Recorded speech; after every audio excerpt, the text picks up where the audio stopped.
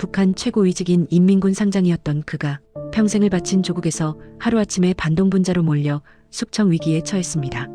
더 충격적인 것은 그를 쫓는 보위부의 칼날 뒤에 과거 목숨까지 구해줬던 믿었던 부하의 배신이 숨어 있었다는 사실입니다. 자신의 모든 것을 잃고 가족을 위해 탈북을 결심한 상장. 과연 그는 어떻게 이 잔혹한 운명에서 벗어나 살아남을 수 있었을까요? 지금부터 그 이야기를 들려드리겠습니다. 이 영상이 도움이 되셨다면 구독과 좋아요 부탁드립니다. 저는 리처로입니다. 인민군 상장이었지요. 지금은 이렇게 된 몸이지만 한때는 저도 조국과 원수님께 충성을 다한 사람이었습니다. 함경북도 국경지역에서 평생을 군복을 입고 살았으니 제 인생은 곧 인민군 그 자체였습니다. 국경수비대 사령관으로 복무하며 혹독한 추위와 배고픔 속에서도 제 위치를 지키기 위해 발버둥 쳤습니다. 인민의 안녕을 지킨다고, 혁명의 보루가 된다고 그렇게 믿어왔습니다. 겨울날 함경북도는 지옥이나 다름없습니다. 살을 애는 듯한 칼바람이 뼛속까지 파고들고 땅은 돌덩이처럼 얼어붙습니다. 밤에는 영하 30도를 오르내리는 혹독한 추위 속에서도 병사들은 국경을 지키기 위해 밤낮 없이 초소에 서 있어야 했지요. 저도 예외는 아니었습니다.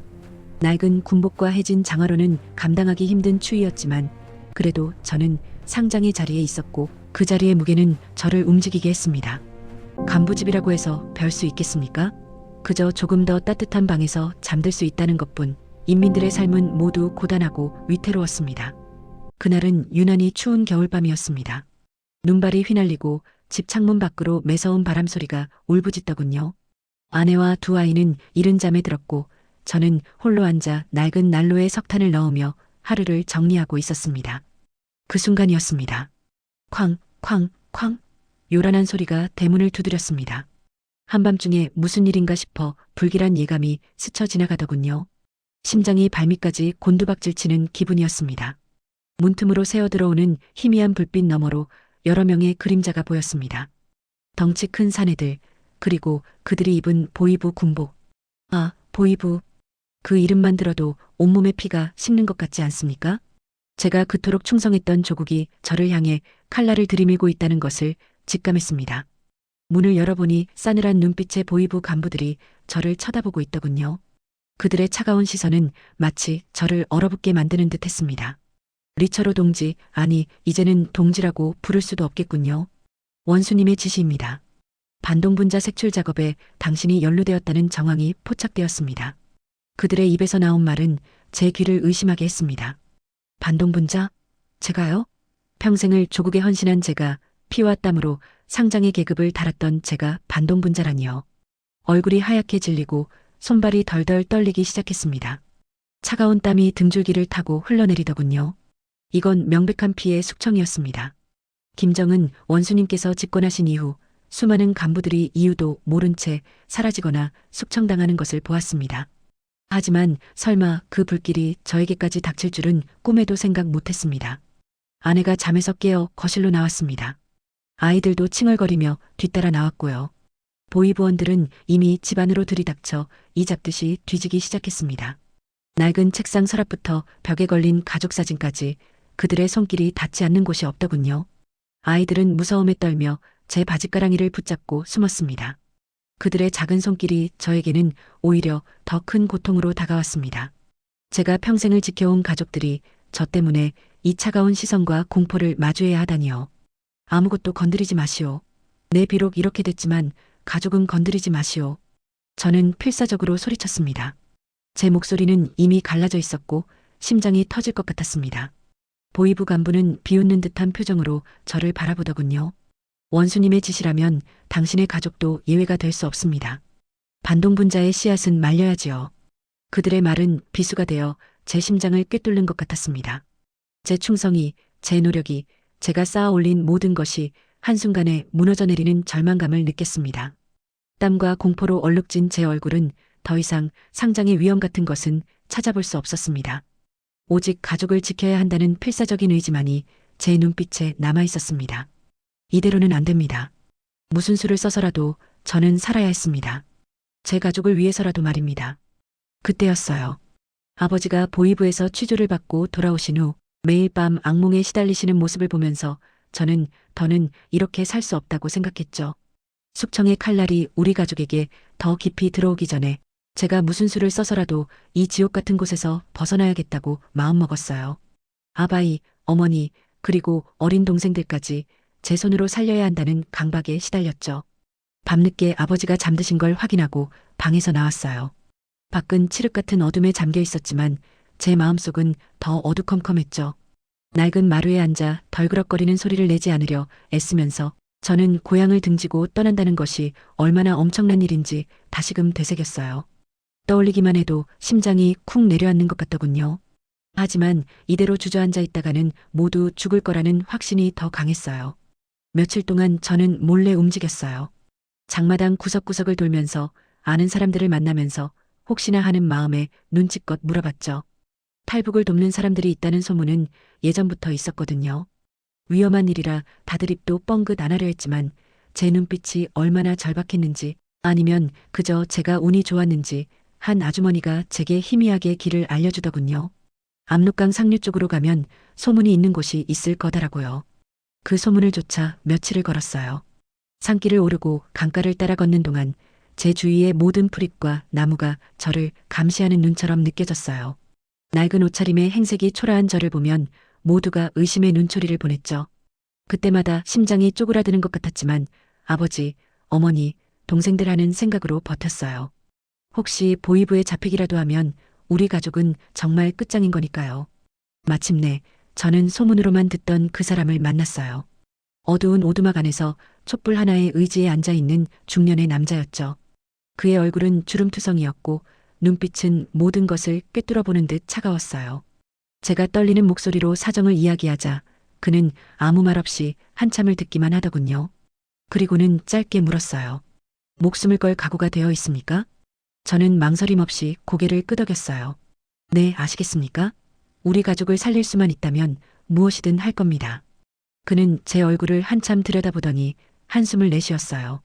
그리고는 아주 낮은 목소리로 이야기하기 시작했죠. 탈북 경로, 필요한 돈, 그리고 무엇보다 중요한 약속에 대해서 말입니다. 모든 과정이 목숨을 거는 일이고 한번 시작하면 되돌릴 수 없다는 것을 강조하더군요. 저는 그의 말 한마디 한마디를 놓치지 않으려 귀 기울였어요. 돈은 제가 가진 전부를 긁어모으고 친척들에게 몰래 빌려서라도 마련해야 했어요. 그보다 더 큰 문제는 가족들을 설득하는 일이었죠.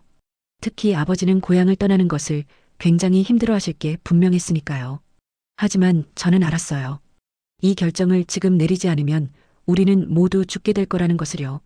브로커와의 만남을 마치고 오두막을 나설 때 제 발걸음은 이전과는 달랐어요.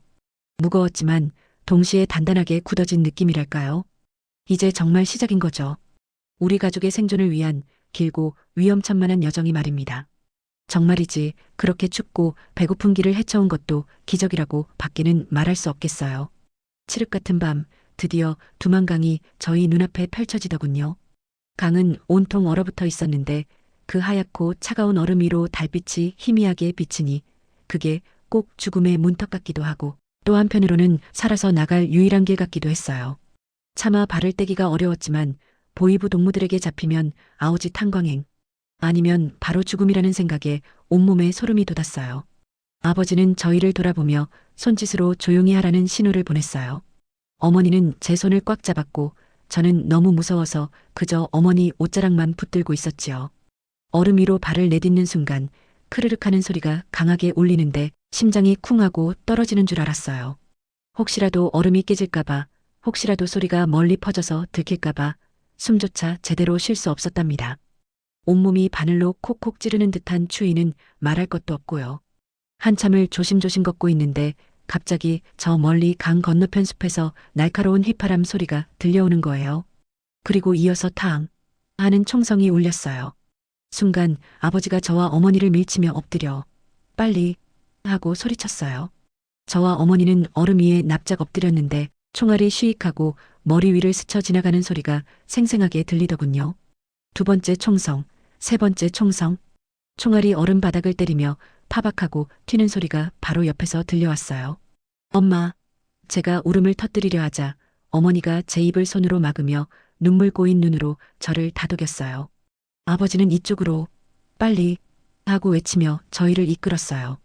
그런데 이미 보이부 동무들이 저희를 향해 달려오고 있는 게 어둠 속에서도 희미하게 보이더군요. 그들은 손전등을 켜고 저희를 향해 빛을 비추며 정지 안 하면 쏜다 하고 악을 쓰며 소리쳤어요. 저희는 필사적으로 달렸어요. 얼음이라 미끄럽고 자꾸 넘어지려 했지만 죽을 힘을 다해 발을 놀렸지요. 아버지는 저희 앞에서 길을 터주었고 어머니는 제 손을 놓지 않으려 안간힘을 썼어요. 하지만 발버둥 칠수록 강 한복판에 처진 매복에 더 깊숙이 걸려드는 기분이었어요. 총성이 또다시 울리고 이번에는 아버지가 어머니, 애기 데리고 먼저 가, 난 괜찮아 하고 소리치는 거예요. 저는 아버지의 얼굴을 볼 새도 없이 어머니 손에 이끌려 뛰어야 했어요. 뒤에서 아버지를 부르는 소리가 들렸지만 어머니는 돌아보면 안 돼, 살아야 해 하며 제 손을 더욱 세게 잡아 끌었어요. 저와 어머니는 서로를 놓지 않으려고 이 살벌한 두만강의 밤을 뚫고 계속 달렸습니다. 아버지의 목소리는 점점 멀어져만 가더군요. 두만강을 간신히 건넜을 때 말입니다. 그때는 정말이지 살았다는 안도감에 눈물이 절로 나더군요. 얼어붙은 강물을 넘으면서 발이 얼마나 시렸는지 심장이 터질 것 같았거든요. 중국 땅에 발을 디디는 순간 처음엔 다 끝났다고 생각했습니다. 이제는 굶주림도 김일성 동상 앞에서 고개 숙이는 일도 없을 거라고요. 자유를 얻었다고 그렇게 믿었지요. 하지만 그 자유라는 게 말입니다. 잠시뿐이었습니다. 중국 땅은 북한보다 나을 줄 알았는데 여기도 사람 사는 곳은 다 똑같더라고요. 아니, 오히려 더 무서웠습니다. 말도 통하지 않으니 어디 기댈 데도 없고 어딜 가나 이방인이었습니다. 우리 같은 탈북자들은 공안의 눈을 피해 숨어 다녀야 했으니 그야말로 그림자처럼 살아야 했지요.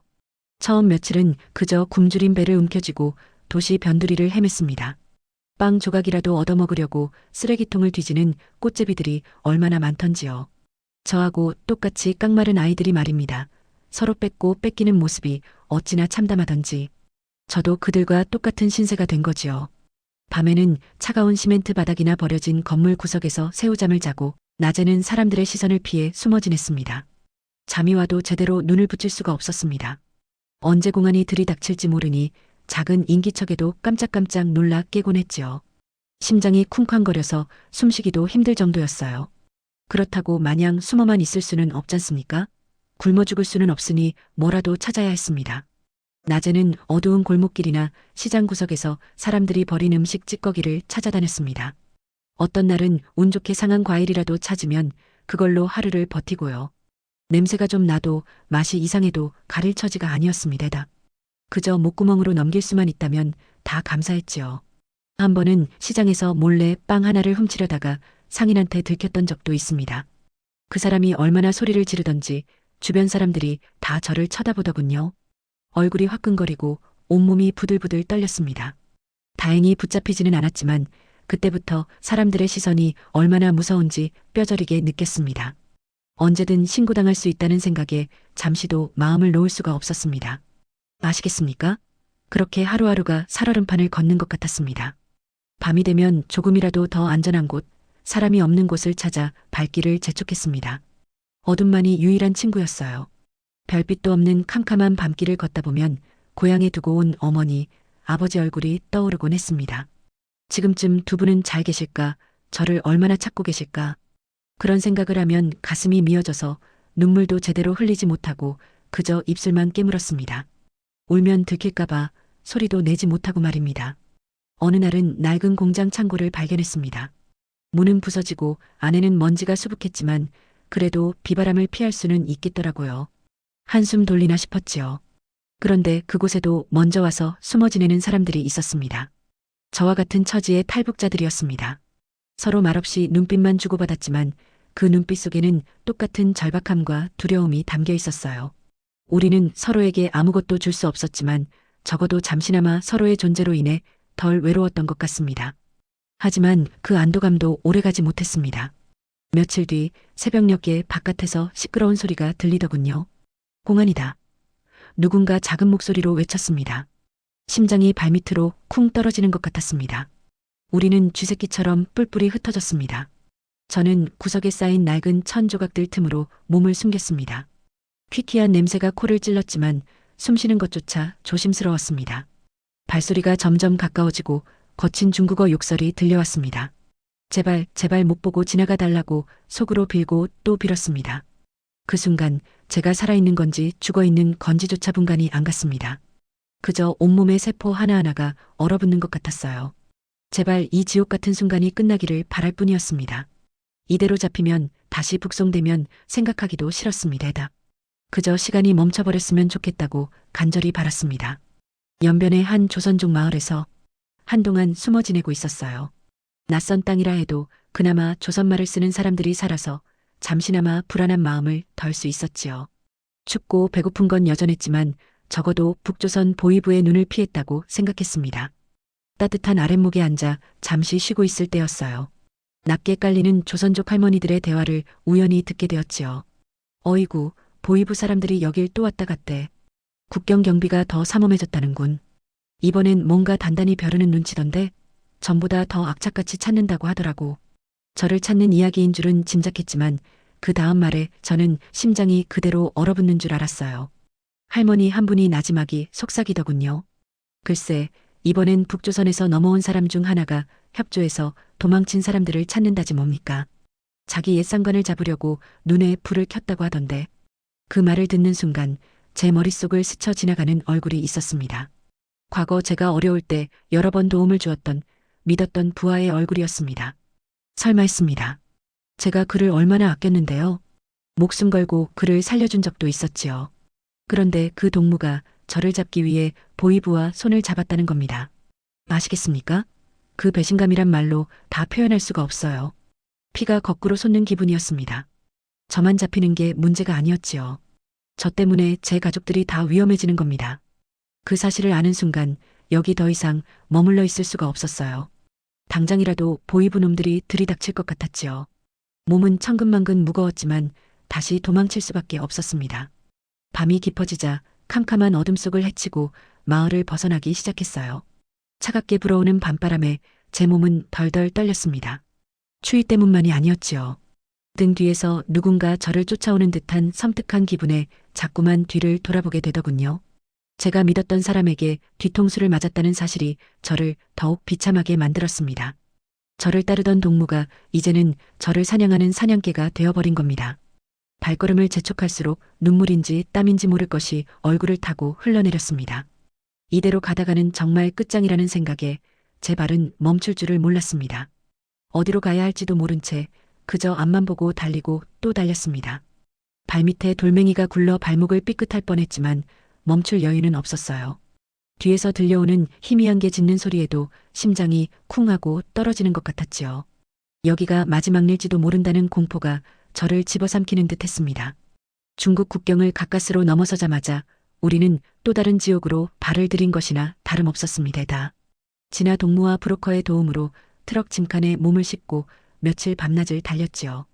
베트남 땅을 밟았다는 말에 잠시 안도했지만 그건 그저 다음 고난의 시작이었을 뿐이었습니다. 트럭 짐칸 속은 숨쉬기도 힘들 만큼 답답하고 뜨거운 열기가 온몸을 휘감았어요. 우리 애들도 처음엔 멀미를 심하게 하더니 나중엔 지쳐서 축 늘어져 잠만 자더군요. 땀과 먼지로 뒤덮인 서로의 얼굴을 보면서 여기서 끝내면 안 된다. 여기까지 온 게 어디냐. 계속 속으로 되뇌었지요. 베트남 국경을 넘을 땐 정말 아찔했습니다. 브로커가 안내하는 대로 숲길을 한참 걸었는데 갑자기 저 멀리서 궁견 짖는 소리가 들리는 거예요. 온몸에 털이 곤두서는 것 같았습니다. 브로커가 손짓으로 얼른 엎드리라고 하는데 심장이 발 아래까지 쿵 떨어지는 줄 알았습니다. 애들을 끌어안고 숲속 풀섭에 납작 엎드려 숨을 죽였지요. 그 냄새나는 흙바닥에 얼굴을 파묻고 제발 지나가라, 제발 하고 빌었습니다. 국경 경비대원들이 총을 들고 지나가는 발소리가 바로 귓전에서 들리는데 정말 오줌 지릴 뻔했습니다. 다행히 들키지 않고 지나가더군요. 그제야 숨통이 트이는데 온몸에 식은땀이 흥건했습니다. 아시겠습니까? 그 순간의 공포를. 베트남을 가로지르는 동안 우리는 거의 매일 굶주림과 싸워야 했어요. 브로커가 주는 건 겨우 빵 부스럭이나 물 한 모금이 전부였지요. 애들은 배고프다고 보채고 저와 남편은 속이 찢어지는 것 같았습니다. 그래도 서로를 보며 힘내자, 조금만 더 버티자, 그렇게 서로를 다독였지요. 가끔 몰래 시장 같은 데를 지나갈 때면 남들 다 맛있게 먹는 국수를 보면서 침만 꿀꺽 삼키곤 했습니다. 저도 모르게 눈물이 핑 돌았어요. 애들한테 저 맛있는 걸 먹이고 싶은데 가진 것도 없고 들키면 끝이라는 생각에 아무것도 할 수 없었지요. 그렇게 며칠을 더 가고 나서 태국 국경에 도착했습니다. 태국으로 넘어가는 길은 또 다른 브로커가 맡았는데 이자는 베트남 브로커보다 훨씬 더 무서운 사람이었습니다. 눈빛부터 사람을 깔보는 듯한 게 함부로 말도 붙일 수 없었지요. 국경을 넘는 과정에서 돈을 더 요구하더니 우리가 가진 얼마 안 되는 돈마저 다 빼앗으려 들더군요. 남편이 필사적으로 막아서 간신히 몇 푼 남겼지만 정말 인신매매범들에게 붙잡혀가는 건 아닌가, 애들을 뺏기는 건 아닌가 하는 생각에 밤새 한숨도 못 잤습니다. 태국 땅을 밟았을 때도 여전히 불안감은 가시지 않았습니다. 그러나 동남아시아의 뜨거운 햇살 아래 저 멀리 보이는 바다를 향해 간다는 생각에 가슴 한구석이 찡했습니다. 자유의 땅 남조선이 조금씩 더 가까워지고 있다는 희망 때문이었지요.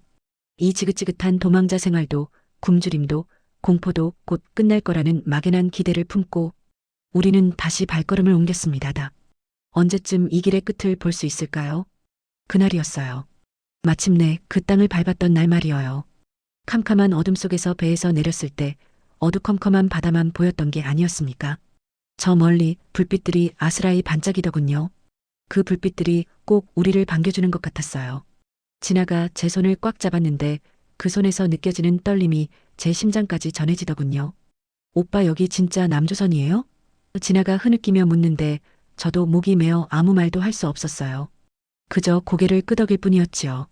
눈물이 왈칵 쏟아져 내리는데 짭짤한 바닷바람과 섞여서 제 뺨을 타고 흘러내리더군요. 차디찬 만주 벌판을 지나고 중국 공안의 눈을 피해 숨죽이며 달려왔던 모든 순간들이 주마등처럼 스쳐 지나갔습니다. 죽을 고비를 몇 번이나 넘겼는지 굶주림과 추위 속에서 얼마나 많은 밤을 지새웠는지 이제야 끝났다는 안도감과 그동안 겪었던 고통들이 한꺼번에 밀려와서 숨쉬기조차 힘들었어요. 그렇게 한참을 서 있었을 겁니다. 낯선 사람들이 우리에게 다가와 뭐라고 말을 건네는데 처음에는 잘 알아듣지 못했지요. 말투가 우리랑 조금 다르더군요. 그래도 그들의 눈빛은 따뜻했어요. 북한에서 보던 감시의 눈빛과는 확연히 달랐습니다. 그저 우리를 걱정하고 염려하는 눈빛이었어요. 그 순간 정말로 우리가 자유의 땅에 발을 디뎠다는 것을 실감했습니다. 며칠이 지났을까요? 안전한 곳으로 옮겨져 따뜻한 방에서 잠을 자고 굶지 않고 밥을 먹는데도 어딘가 모르게 불안했어요. 밤마다 잠을 설치고 작은 소리에도 깜짝깜짝 놀라 깨어나곤 했습니다. 아마도 북한에서의 기억, 국경을 넘을 때의 그 공포가 아직 몸에 배어 있어서 그랬을 겁니다. 아시겠습니까? 사람이라는 게 그렇게 한번 겪고 나면 쉽게 잊혀지지 않는 법이더군요. 진아도 마찬가지였어요. 밥을 먹다가도 갑자기 숟가락을 놓더니 멍하니 허공을 바라보곤 했습니다. 그때마다 저는 진아의 손을 잡고 괜찮다, 이제 다 끝났다고 말해주었지요. 서로의 눈빛 속에서 아직 다 아물지 않은 상처들을 확인하곤 했습니다. 모든 것이 낯설고 새로웠어요. 길거리에 지나다니는 자동차들은 왜 그리도 많던지, 가게에 진열된 물건들은 또 얼마나 다양한지 마치 다른 세상에 온 것 같았습니다. 처음에는 그저 신기하고 놀라웠지만 이내 마음 한구편에는 알 수 없는 이질감이 차오르더군요. 저 많은 것을 우리는 왜 모르고 살았을까 하는 생각도 들었고요. 사람들의 옷차림도 말투도 심지어 표정까지도 우리와는 조금씩 달랐습니다. 이 모든 것에 적응해야 한다는 사실이 때로는 막막하게 느껴지기도 했어요. 하지만 진아와 저는 서로를 바라보며 다짐했습니다. 이 모든 낯섦과 두려움을 이겨내기로요. 우리에게는 이제 자유가 있으니까요. 더는 배고픔에 떨지 않아도 되고 감시의 눈초리 아래 살지 않아도 된다는 것, 그것 하나만으로도 충분히 살아갈 이유가 된다고 생각했습니다.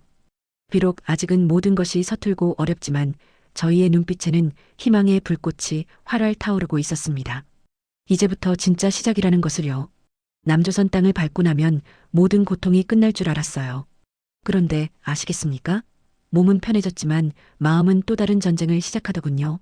낯선 세상, 너무나도 다른 풍경, 사람들의 말씨까지 모든 게 다르게 느껴졌습니다. 저희는 정말 이방인이 된 기분이었어요. 처음엔 모든 게 혼란스러웠습니다. 열차는 어찌나 빠른지 텔레비전에서는 본 적 없는 이상한 음식들이 쏟아져 나오고 사람들은 제마다 손전화를 들여다보며 바삐 움직이더군요. 북에서 늘 감시 속에서 살다가 갑자기 너무 많은 자유가 주어지니 오히려 그게 또 다른 압박처럼 느껴지기도 했습니다. 밤이면 잠 못 이루고 지난날의 악몽에 시달렸어요. 압록강을 건너던 그 순간 쫓기던 발자국 소리, 굶주림에 지쳐 쓰러지던 사람들. 그런 잔인한 기억들이 쉬이 잊히지 않더군요. 진아도 마찬가지였습니다. 가끔 멍하니 먼 산을 바라보며 깊은 한숨을 내쉬곤 했지요.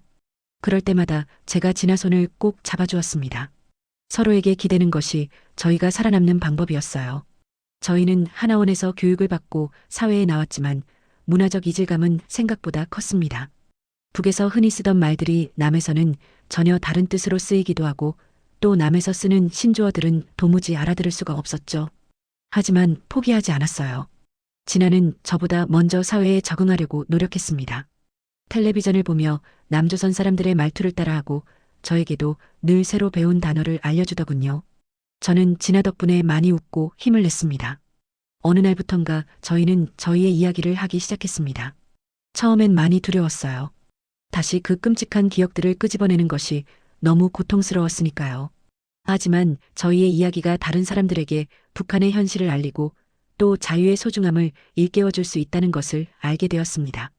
저희가 겪었던 숙청의 비극, 감시 속에서 살아야 했던 공포, 탈북 과정에서의 죽음의 문턱까지 담담하게 이야기하는 척했지만 사실 매번 가슴이 찢어지는 듯 했습니다.